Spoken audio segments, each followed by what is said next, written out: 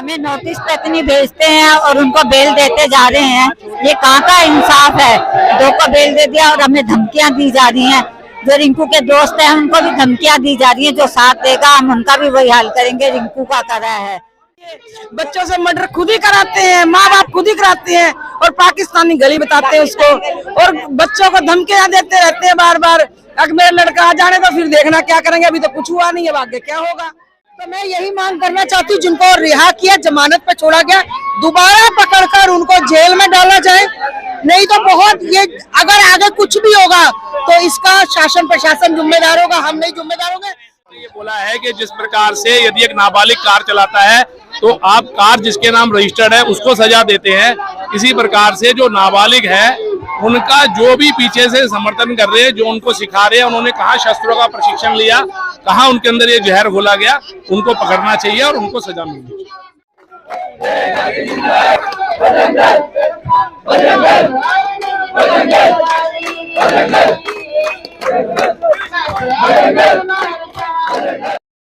नमस्कार, मैं हूँ रूप सिंह गोसाई और आप देख रहे हैं एएमसी इंडिया। जी हाँ, इस वक्त मैं मौजूद हूँ जंतर मंतर पर। यहाँ पर आप मेरे पीछे देख सकते हैं जो विश्व हिंदू परिषद है, बजरंग दल है, उसके पदाधिकारी, उसके कार्यकर्ता यहाँ भारी संख्या में मौजूद हैं।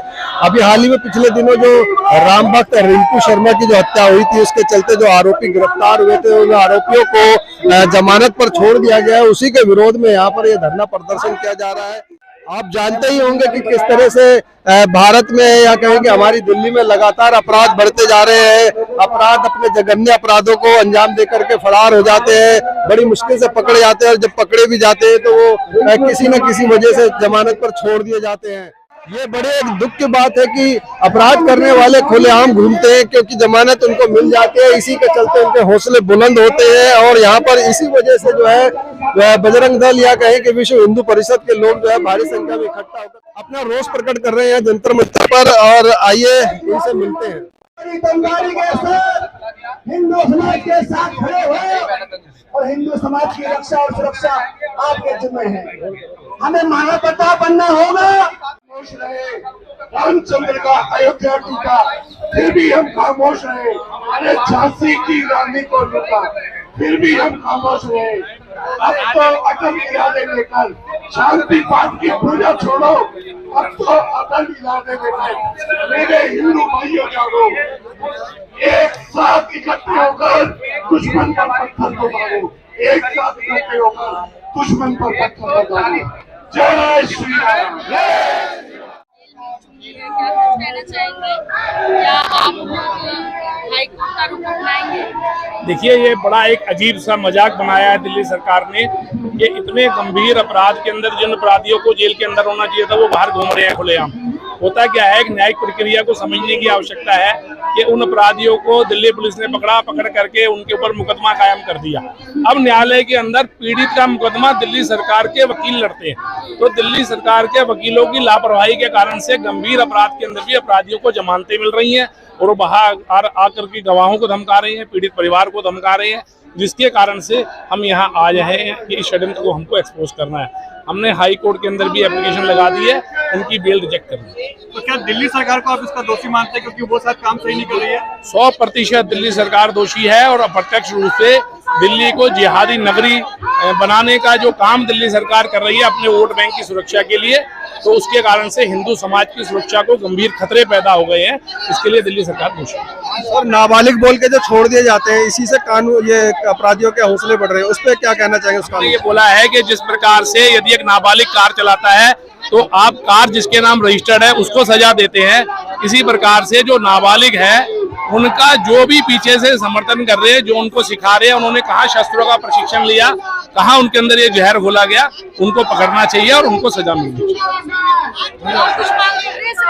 हमने कहा है दिल्ली के अंदर पीड़ित परिवार को सुरक्षा मिलनी चाहिए और दिल्ली के अंदर 6 इलाके ऐसे चिन्हित हो चुके हैं जहां लगातार ये जिहादी घटनाएं हो रही हैं, जिनमें एक दिल्ली का जहांगीरपुरी है, एक मंगोलपुरी है, एक संगम विहार है, एक जाफराबाद है। ऐसे जो इलाके हैं, इन सब इलाकों पर स्थायी रूप से सुरक्षा बल अतिरिक्त रूप में दिल्ली पुलिस को सहायता के लिए मुहैया रहनी चाहिए। अगला स्टेप क्या है आप लोगों का? अभी हमने हाई कोर्ट में बेल एप्लीकेशन उनकी रिजेक्ट करने की एप्लीकेशन लगाई है, उसके बाद फिर हम इसके आगे बढ़ेंगे। इसमें आपको दिल्ली पुलिस की भी लापरवाही मानी है? नहीं, दिल्ली पुलिस की लापरवाही नहीं है। देखिए, पुलिस की एक कार्यप्रणाली है, पुलिस का काम है अपराधियों को पकड़ना। आप किसी भी उसमें देखो दिल्ली पुलिस को, बल्कि मैं एक साधुवाद देना चाहता हूँ, वो किसी भी अपराध में मुश्किल से 1 हफ्ते के अंदर अपराधियों को गिरफ्तार कर रही है। पूरी अगर भारतवर्ष में देखा जाए तो इतनी जल्दी कोई कार्रवाई नहीं हो रही जो दिल्ली पुलिस कर रही है, लेकिन उनकी सारी कार्रवाई अदालतों में जाकर के निष्प्रभावी हो रही है, क्योंकि वहाँ जो सरकारी वकील खड़े हैं वो उनको उस प्रकार से उनका साथ नहीं दे रहे। कहीं ना कहीं कानून में परिवर्तन होने की बहुत सख्त जरूरत। हमारे साथ रिंकू शर्मा की माताजी है जो इस प्रदर्शन में अपनी बात को रखना चाहती है। नमस्कार माताजी, बहुत स्वागत है हमारे चैनल में। आज जो ये अपराधियों को छोड़ दिया गया है उसको लेकर के आपका ये प्रदर्शन है, और क्या सरकार से कहना चाह रही हैं आप? हम सरकार से ये कहना चाह रहे हैं कि वो हमें नोटिस तक नहीं भेजते हैं और उनको बेल देते जा रहे हैं। ये कहाँ का इंसाफ है? 2 को बेल दे दिया और हमें धमकियां दी जा रही हैं। जो रिंकू के दोस्त हैं उनको भी धमकियां दी जा रही हैं, जो साथ देगा हम उनका भी वही हाल करेंगे रिंकू का करा है। तो हमारी यही प्रार्थना है कि उनको फांसी दी जाए, और छोटे बच्चों को भी मेरे डर है और हमें भी बहुत डर है उनसे। वो छोटे बच्चों की बेल लगा देते हैं जी, बच्चे छोटे हैं, ये बच्चों से मर्डर खुद ही कराते हैं, माँ बाप खुद ही कराते हैं और पाकिस्तानी गली बताते हैं उसको, और बच्चों को धमकियां देते रहते हैं बार बार। अगर मेरा लड़का आ जाने तो फिर देखना क्या करेंगे, अभी तो कुछ हुआ नहीं है, आगे क्या होगा। अब देखो जी, ये तो सरकार ने हमारी तरफ देखना चाहिए। क्या हिंदू भाई हरदम ऐसे ही मरता रहेगा, दबता रहेगा हिंदू भाई? बताइए। मेरा भाई इतना अच्छा था, मेरा सोनू भाई इतना अच्छा था, लड़का इतना अच्छा काम करता था, माँ बहनों की इतनी इज्जत करता था, सबको सम्मान देता था और आगे भी देता रहता। उसकी हत्या करती इसीलिए ताकि सम्मान ना मिले। उनको फांसी होनी चाहिए और दिल्ली सरकार से यही मांग है, मंगोलपुर थाने से भी यही मांग है, उनको फांसी होनी चाहिए। कभी बिल्कुल फांसी होनी चाहिए ना, हमारे भाई छोटे छोटे ऐसे ही मरते जाएंगे। और वो अपने बच्चों को छोटा करके बता देते हैं हमारे की उम्र कितनी है, छोटा करके बता देते हैं बस, और उनको बेल दे देते हैं। ये कभी गलत है। नमस्ते भैया, बहुत स्वागत है हमारे चैनल में। आज के इस प्रदर्शन को लेकर के क्या कहना चाहेंगे?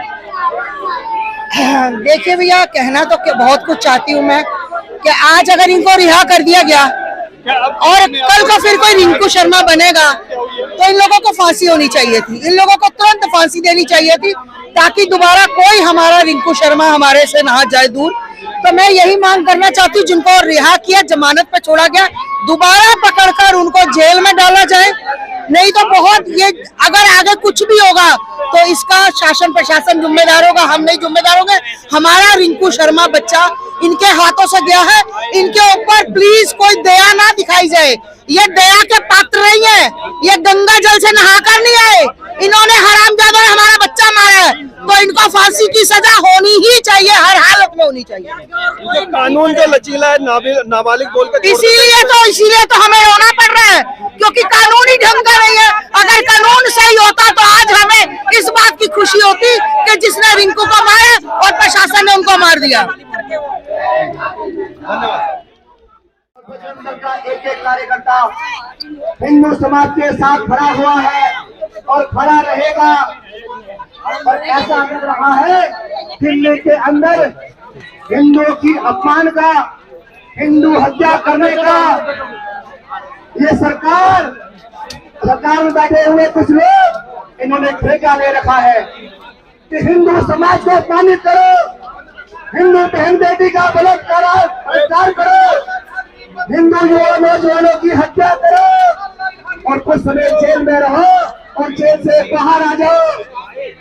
ऐसा बजरंग दल बिल्कुल नहीं होने देगा।